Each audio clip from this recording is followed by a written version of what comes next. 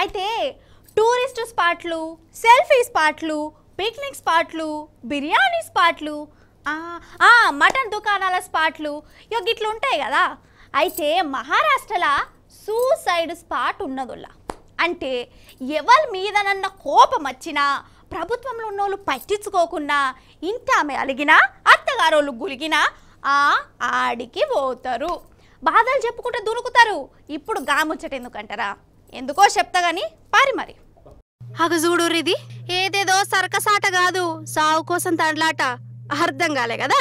అయితే ఇగో ఈ మనిషి సచివాలయం బంగ్లా ఎక్కి దాని మీదకి వెళ్ళి దునికిండోళ్ళ.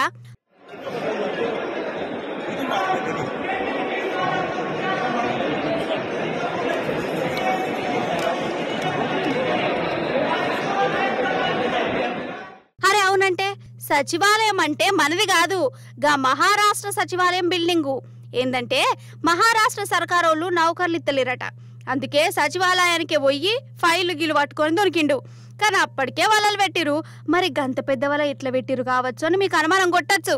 అయితే ఈ సచివాలయం బిల్డింగ్ మీదకి వెళ్ళి ఇట్లా సత్తం అనుకుంటా జనాలు దునుకుడు కామన్ అంటే కామన్ అయిపోయిందట ఈ నడుమ.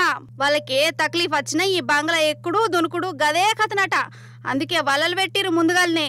ఇగో మొన్న ఈ పిల్లగాడేమో ఒక పొల్ల పెండ్లి కొప్పుకుంటలేదని బంగ్లా ఎక్కి దునికిండు. అంతకుముందేమో గిట్లనే పాలన సకా చేస్తలేరు, గరీబోలను పట్టించుకుంటలేరని ఇంకొకరు ఇదే బంగ్లా ఎక్కి దునికిర్రు. వాళ్ళు కూడా గిట్లనే వలలు పడ్డరు.